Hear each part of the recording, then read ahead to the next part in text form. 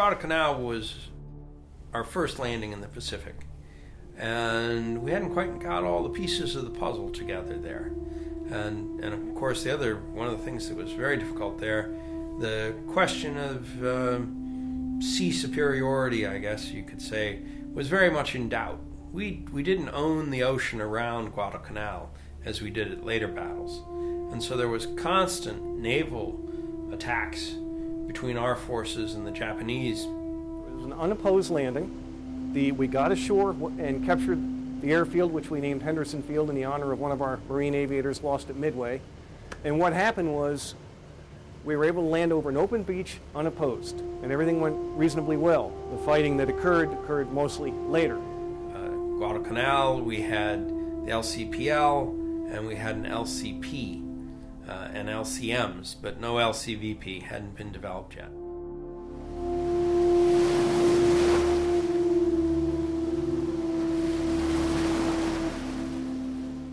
We had made practice landings at Onslow Beach in North Carolina over and over and over.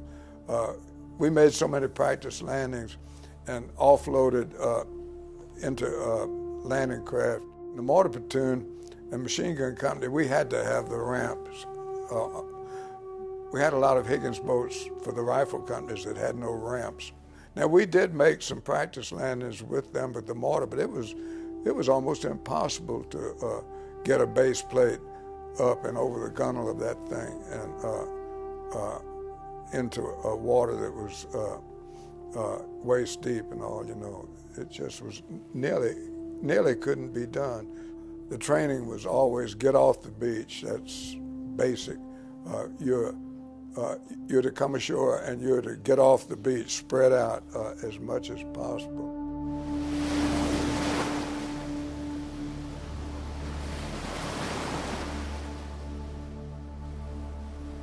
The life aboard a troop ship is so bad that you're anxious to get off of that damn troop ship. It doesn't matter if you're blown off of it, but you know, you're packed in there like sardines. You are on that thing week after week after week with no freshwater showers, no way to wash your clothes, 2 meals a day. We were so young and so stupid, and we had no concept of what war was supposed to be like or anything. No, we were not nervous. We figured that somebody knew what was supposed to be done and that the good Lord would take care of us. But as far as sitting around chewing on our fingernails, there wasn't any of that at all. We were really happy to get off of that thing, even if it meant we were going to be killed. We weren't nervous. We just wanted off of that troop ship.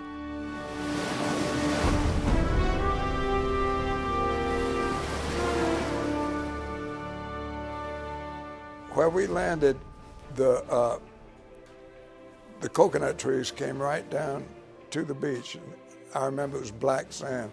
We came out of the ramp, and there was a rifle company guys sitting on coconuts, opening them and laughing at us, because we just knew that we would all be killed in the first few minutes, you know.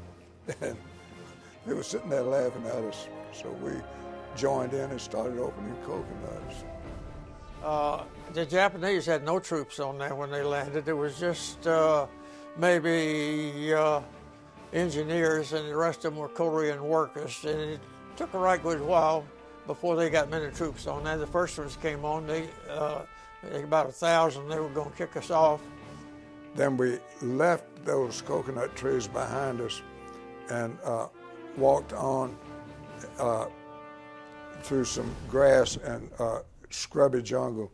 They had run into a stream that they could not cross, and we called it the Tenaroo.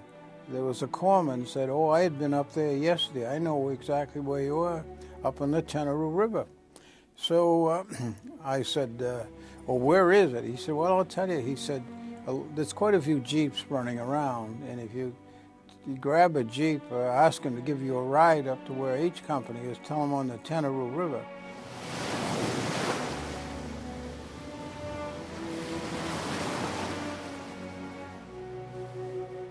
The Tenaroo episode really began days and nights ahead of time, because there was night after night after night there when nothing happened. I say nothing happened. You spend the whole night listening. They had given us 55 rounds to last for the night, and only you could fire it on it. And they said when you had the gift of an opportunity, meaning when a flare went off and you could see the Japanese, you could fire it, but you can't just keep firing and we'd be out of ammunition in a half hour.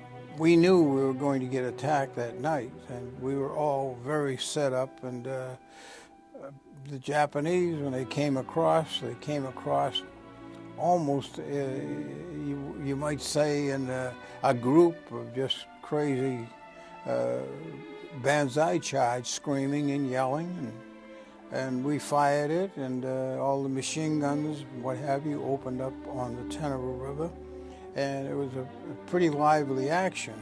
When the battle commenced, it was different.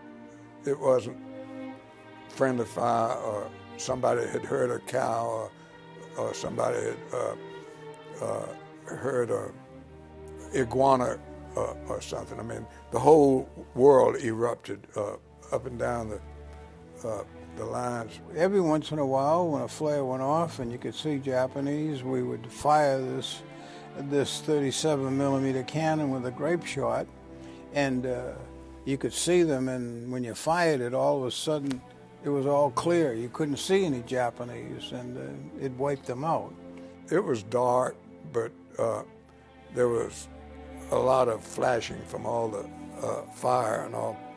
There was no cheering, anything like that following the battle. People felt pretty happy that we'd won it, but you could look out there and see all these bodies, and it makes you think a little bit how short life can be.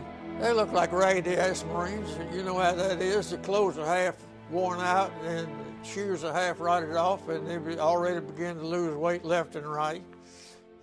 They were glad to see us because we brought 10 units of fire. A unit of fire is all that one division can shoot up in one day.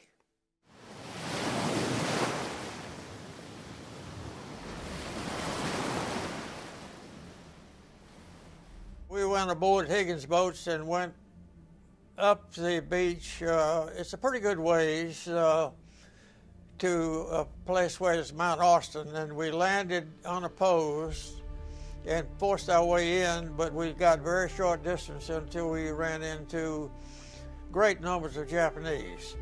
And Fuller found out we were in trouble, and he came off the Matanukai. He had one of our companies on the Matanukai yet, and got in touch with one of the old four-stacker destroyers.